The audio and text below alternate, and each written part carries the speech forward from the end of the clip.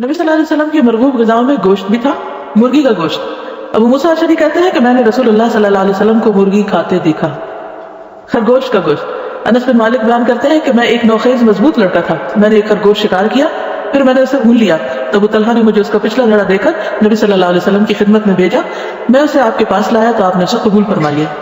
मछली, वहुवल्लज़ी सख्खरल बहर लितअकुलू मिन्हु लहमन तरिय्या, वही तो है जिसे समुद्र को तुम्हारे इख्तियार में दे दिया, इतनी बड़ी बला कि तुम उसमें से ताज़ा गोश्त खाओ, लहमन तरिय्या। एक गज़वे के मौके पर सहाबा को साहिल पर एक बहुत बड़ी मछली मिली और उसमें से उन्होंने खाया भी और उसका तेल भी निकाला और फिर नबी सल्लल्लाहु अलैहि वसल्लम को उसके बारे में बताया तो आपने फरमाया वो रिज़्क़ुन अख़रजहुल्लाहु लकुम फहल मअकुम मिन लहमिही शैअन फतुतिअमूना, वो अल्लाह का रिज़्क़ था जिसे अल्लाह ताला ने तुम्हारे लिए निकाला था, अगर तुम्हारे पास उसके गोश्त में से है तो हमें भी खिलाओ। सहाबा जो के साथ लेकर गए थे।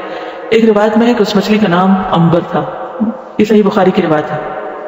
सालन यानी गोश्त का सालन बना के खाना, एक तो है कि उसको ड्राई खाना या उसको आग वगैरह पे भून के खाना, और एक ये है कि उसको सालन पकाना।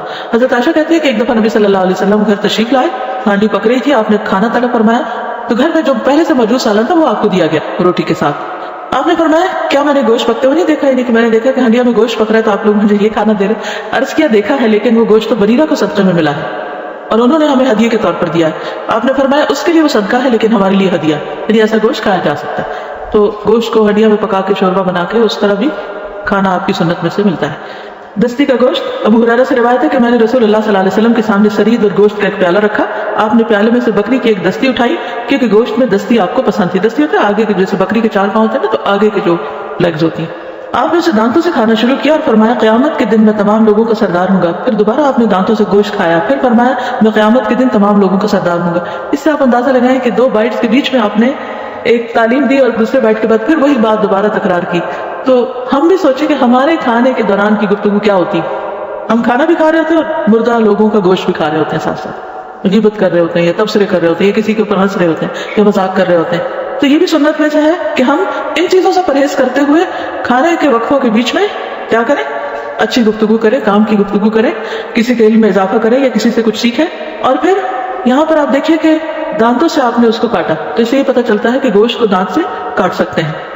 अबू हुरैरा रज़ियल्लाहु अन्हु से मरवी है कि एक मरतबा बकरी का गोश्त पकाया गया तो रसूलुल्लाह सल्लल्लाहु अलैहि वसल्लम ने फरमाया मुझे एक दस्ती दो, तो उन्होंने नबी सल्लल्लाहु अलैहि वसल्लम को एक दस्ती पकड़ाई और उन्होंने तनावुल फरमाई। इसके बाद फरमाया मुझे एक और दस्ती दो, उन्होंने वो भी आपको दी, आपने उसे भी तनावुल फरमा लिया। फरमाया मुझे एक और दस्ती दो। किसी ने अर्ज़ किया या रसूलुल्लाह सल्लल्लाहु अलैहि वसल्लम एक बकरी में तो 2 ही दस्तियां होती। आपने फरमाया अगर तुम तलाश करते तो जरूर निकल आती। अब्दुल्लाह बिन मसूद बयान करते हैं कि रसूलुल्लाह सल्लल्लाहु अलैहि वसल्लम को बकरी के गोश्त वाली ऐसी हड्डी बहुत पसंद थी जिस पर से गोश्त उतार लिया गया और थोड़ा बाकी हो, जो बिल्कुल साथ साथ लगा हुआ। फिर पोश्त का गोश्त, अब्दुल्लाह बिन जाफर तैयार रज़ियल्लाहु अन्हु कहते हैं कि उन्होंने रसूलुल्लाह सल्लल्लाहु अलैहि वसल्लम से सुना जब सहाबा कराम रसूलुल्लाह सल्लल्लाहु अलैहि वसल्लम को गोश्त पेश कर रहे थे तो आप फरमा रहे थे कि सबसे उम्दा गोश्त पुश्त का गोश्त होता है। पसली का गोश्त, चांपे जिनको बोलते हैं। उम्मे सलमा से रिवायत है एक मरतबा उन्होंने नबी सल्लल्लाहु अलैहि वसल्लम की खिदमत में एक भुनी हुई पसली रखी, आपने उसमें से तनावुल फरमाया, फिर नमाज के लिए खड़े हो गए और वुजू नहीं किया। यानी गोश्त खाने के बाद वुजू नहीं किया जाता सिवाय ऊँट के पाए। आयशा रज़ियल्लाहु ताला अन्हा कहती है कि हम बकरी के पाए महफूज कर लेते थे और उसे 15 दिन बाद खाते थे, यानी ज्यादा दिन तक वो चल जाते थे। भुना हुआ गोश्त, भुने हुए गोश्त के बारे में इब्राहीम अलैहिस्सलाम का तर्जुमा हमारे सामने है कि जब उनके पास कुछ मेहमान आए, वलक़द जाअत रुसुलुना इब्राहीम बिलबुश्रा क़ालू सलामा क़ाला सलाम फ़मा लबिथ अन जाअ बिइज्लिन हनीज़, सूरत हूद 69। बिलाशुबा हमारे रसूल यानी फरिश्ते इब्राहीम अलैहिस्सलाम के पास खुशखबरी लेकर आए तो इब्राहीम को सलाम किया, उन्होंने जवाब दिया। थोड़ी ही देर गुजरी थी कि वह मेहमानी के तौर पर एक बुना हुआ बछड़ा लेकर आए।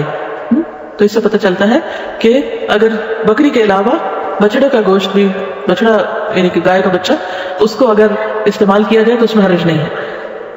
अब्दुल्लाह बिन हारिस से मरवी है कि हमने मस्जिद में रसूलुल्लाह सल्लल्लाहु अलैहि वसल्लम के साथ भुना हुआ गोश्त खाया। इसमें 2 चीजें, एक तो बछड़े का गोश्त, दूसरे भुना हुआ गोश्त। सूखा गोश्त, अनस रज़ियल्लाहु अन्हु कहते हैं कि मैंने नबी सल्लल्लाहु अलैहि वसल्लम को देखा कि आपके पास शोरबा लाया गया जिसमें कद्दू और सूखा हुआ गोश्त था। मैंने देखा कि आप कद्दू तलाश करके निकाल रहे थे और खा रहे थे।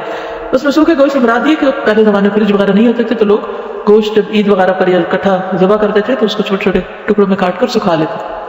आप इसे किसी ने खाया हो गोश्त? जी, हंटर भी बहुत ही मजे का होता है। गोरखर का गोश्त, अबू कतादा कहते हैं कि नबी सल्लल्लाहु अलैहि वसल्लम के साथ सुलह हुदैबिया के मौके पर निकले। अबू कतादा अपने चंद साथियों के साथ पीछे रह गए, उनके तमाम दूसरे साथी तो मुहर्रम थे यानी ihram की हालत में थे, उन्होंने ihram नहीं बांधा था। उनके साथियों ने गोरखर यानी नील गाय देखी, अबू कतादा ने हमला करके उसकी कोंचे काट डाली, खुद भी खाया دوسرے ساتھیوں نے بھی کھایا لیکن پھر نادم ہوئے. تو جب نبی صلی اللہ علیہ وسلم سے جا ملے تو آپ نے پوچھا کہ اس کا گوشت تمہارے پاس اور بچا ہوا ہے؟ ابو قتادہ نے کہا ایک ران ہمارے ساتھ باقی ہے. تو آپ صلی اللہ علیہ وسلم نے بھی وہ گوشت کھایا کیونکہ وہ آپ کی نیت سے نہیں شکار کیا گیا تھا, آپ کو پیش بس کیا گیا. تو جو احرام میں نہ ہو وہ اگر شکار کر کے خود بھی کھائے اور اگر کسی محرم کو دے تو وہ گوشت کھایا جا سکتا.